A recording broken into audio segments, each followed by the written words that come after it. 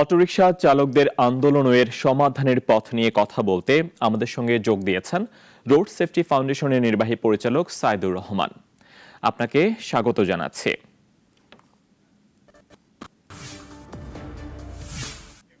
সাইদুর রহমান, গত সরকারের আমলে মে মাসে ব্যাটারি চালিত রিকশা বন্ধের ঘোষণা দিয়েছিল সরকার। পরে আন্দোলনের মুখে আবারও তা চালুর অনুমতি দেয়া হয়। এখন আবারও বন্ধের ঘোষণা এলো।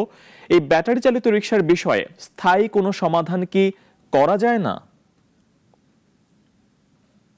এর তো একটা সমাধান হতে হবে, কারণ ব্যাটারি চালিত অটো রিকশা মূলত তিনটা সমস্যা। এর একটি কাঠামোগত সমস্যা, কারণ ভর এবং গতির মধ্যে কোনো ভারসাম্য নেই, ব্রেক শু ঠিক মতো কাজ করে না। দ্বিতীয়ত সড়কের সমস্যা, কারণ এখানে এটা যেহেতু হালকা এবং খুব দ্রুত চলে, তো ভারী যানবাহনের সাথে সংঘর্ষ ঘটে অধিকাংশ ক্ষেত্রে এবং সেখানে হতাহতের ঘটনা ঘটে। তৃতীয়ত এই চালকদের তেমন কোনো প্রশিক্ষণ নেই। জি, প্রশিক্ষণ মানে শুধু যানবাহন চালাতে পারলে তো হয় না, এর তো একটা মোটিভেশনাল বিষয় থাকে, বোধ শক্তির একটা বিষয় থাকে। তো এরা খুব দ্রুত চালায়, এরা ঝুঁকি নিতে চায়, জীবনের মায়া করে না, যার ফলে হতাহতের ঘটনা ঘটছে। এবং রাজধানীতে অটোরিকশায় দুর্ঘটনায় খুব বেশি মৃত্যুর ঘটনা না ঘটলেও সারা দেশের চিত্র খুব ভয়াবহ। 2019 সাল থেকে 2024 সালের অক্টোবর পর্যন্ত শুধু অটোরিকশা যাত্রী নিহত হয়েছে 6,422 জন। জি, এটা খুব উদ্বেগজনক একটা চিত্র। জি। সুতরাং রাজধানীতে ব্যাটারি চালিত অটোরিকশায় জীবিকা নির্বাহ করেন কয়েক লাখ মানুষ। তাদের ব্যাপারে বিকল্প কি ধরনের ব্যবস্থা নিতে পারে সরকার? যদি ব্যাটারি চালিত রিকশা বন্ধ করে দেওয়া হয়, তারা কি করে বাঁচবে তাহলে? না, ব্যাটারি চালিত অটোরিকশা হঠাৎ করে তো বন্ধ করা যাবে না, কারণ এটা তো প্রয়োজনের তাগিদেই তৈরি হয়েছে। সুতরাং আমাকে যদি উন্নত বিকল্প, মানুষ তো যাতায়াত করবে কিসে, মানুষের জন্য যাতায়াতের জন্য তো উন্নত বিকল্প ইন্ট্রোডিউস করতে হবে। তারপরে তারা হয় বন্ধ করতে হবে, নইলে এটাকে আর উন্নত সংস্করণে আসতে হবে। যান্ত্রিক যে ত্রুটিগুলো আছে সেগুলো সংশোধন করতে হবে। এটা তো বন্ধ করে না, কারণ আমাদের যে গ্রামীণ অর্থনীতি দাঁড়িয়ে গেছে, সেই গ্রামীণ অর্থনীতি তো ভেঙে পড়বে। সুতরাং অটোরিকশা বন্ধ করার আগে অনেকগুলো কাজ করতে হবে। সড়কের যে সমস্যাগুলো রয়েছে, যেমন আমাদের গ্রামীণ সড়ক, উপজেলা সড়ক, জেলা সড়কগুলো সব মহাসড়কের সাথে মিশিয়ে দিয়েছে, যার ফলে মহাসড়ককে পাশ কাটিয়ে স্বল্প দূরত্বের গন্তব্যে পৌঁছানোর কোনো সুযোগ রাখা হয় নাই। কিন্তু কথা ছিল যে গ্রামীণ সড়ক বা জেলা সড়কগুলো তো পাশ ঘেঁষে চলে যাবে, মহাসড়কে মিশবে না। কিন্তু মিশিয়ে দেওয়া হলো কেন? এই যে মিশিয়ে দেওয়া হলো, এবং এখন অটোরিকশা চাইলেও তো মহাসড়ককে পাশ কাটিয়ে আপনি গন্তব্যে পৌঁছতে পারছেন না, কিছুদিন হলে তো মহাসড়ক ব্যবহার করতে হচ্ছে। সুতরাং এগুলো তো আমাদের মাথায় রাখা উচিত ছিল, এগুলো তো আমরা মাথায় রাখি না, যার ফলে সড়কের এই সমস্যার সমাধান করতে হবে, অটোরিকশাকে উন্নত করতে হবে, প্রশিক্ষণের ব্যবস্থা করতে হবে, লাইসেন্সের মাধ্যমে তারা নিবন্ধন, যাদের এই অটোরিকশাগুলো নিবন্ধনের আওতায় চলে আসে সেই ব্যবস্থা করতে হবে। এটা করলে যদি স্বচ্ছ প্রক্রিয়ায় নিবন্ধন করা হয়, তাহলে সরকার রাজস্ব পাবে। এইভাবে একটা সমাধানের পথে আসতে হবে। জি, এবং গত সপ্তাহে যে লোকটা মাঠে কৃষকের কৃষি কাজ করছিল, সে আজকে অটোরিকশা চালক হয়ে গেল। এটা তো হয় না, একটু প্রশিক্ষণের ব্যাপার আছে। জি, সব মিলে একটা সুস্থ সমাধানের দিকে যেতে হবে। জি। এই সমস্যার সমাধানের জন্য আপনি অনেকগুলো পরিকল্পনার কথা বলেছেন, যে স্বল্প দূরত্বে যেন এগুলো করা যায়, মহাসড়ক বাদ দিয়ে যে শাখা রোডগুলো রয়েছে সেখানে যেন ব্যবহার করার অনুমতি দেওয়া হয়। তাহলে এই যে বন্ধের সিদ্ধান্তটা এলো, তার আগে কেন এই সম্ভাব্যতাগুলো যাচাই করা হলো না? হুট করে কেন বারংবার গত সরকারের মে মাসে বন্ধের ঘোষণা দিল, এই সরকার আবার বন্ধের ঘোষণা দিল, বারংবার সমস্যা সৃষ্টি হচ্ছে। গ্যাপটা আসলে কোথায় রয়ে গেছে তাহলে? না, আমাদের এখানে আসলে নীতি নির্ধারক যারা, তারা অটোরিকশায় চলে না, তারা এই সমস্যাগুলো নিজের জীবন দিয়ে উপলব্ধি করে না। তারা আহ, একটা উচ্চবিত্ত শ্রেণী আমাদের এখানে নীতি নির্ধারণের কাজ করেন, তাদের আত্মীয় স্বজনও উচ্চবিত্ত থাকে, তারা প্রাইভেট গাড়িতে চলেন। দেখেন, ঢাকা শহরে যানজটের একমাত্র কারণ কিন্তু রিক্সা, অটোরিকশা না।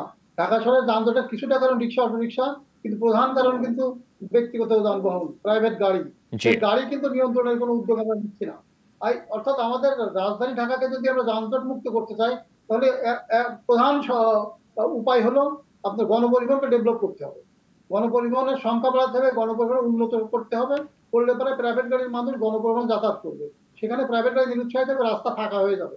এরপরে আমরা আস্তে আস্তে রিক্সাকেও নিয়ন্ত্রণ করবো, অটোরিক্সা নিয়ন্ত্রণ করবো, মোটর সাইকেল নিয়ন্ত্রণ করবো, কিন্তু আমরা ব্যক্তিগত গাড়িকে নিয়ন্ত্রণের কোনো উদ্যোগ আমরা নিচ্ছি না।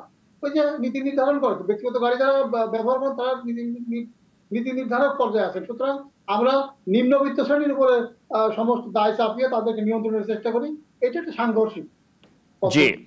তাদের বিকল্প জীবিকার ব্যবস্থা না করে যে লাখ লাখ মানুষকে হঠাৎ করে তাদের জীবিকার যেই প্রক্রিয়া সেটা বন্ধ করে দেয়া, এটা কতটুকু যৌক্তিক এবং তাদের জন্য বিকল্প কি ধরনের ব্যবস্থা নেওয়া যেতে পারে বলে মনে করেন?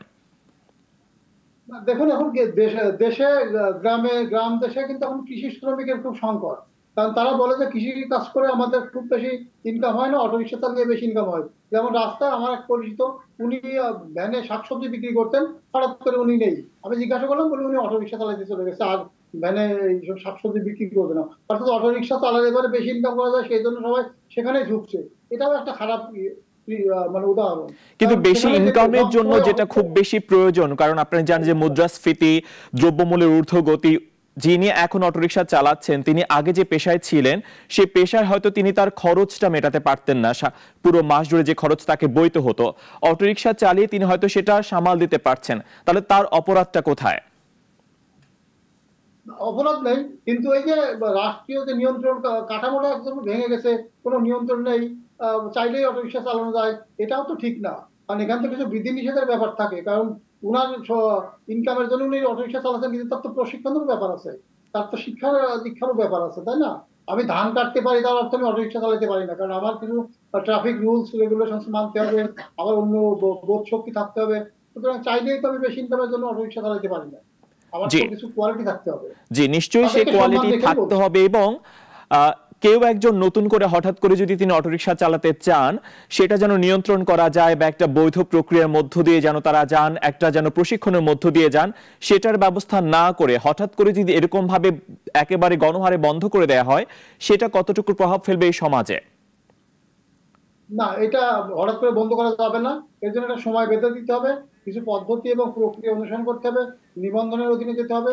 আর অটোরিকশা হঠাৎ করে চালানোর সুযোগটা কেন থাকে? এখানে একটা বিরাট চাঁদাবাজির অর্থনীতি আছে।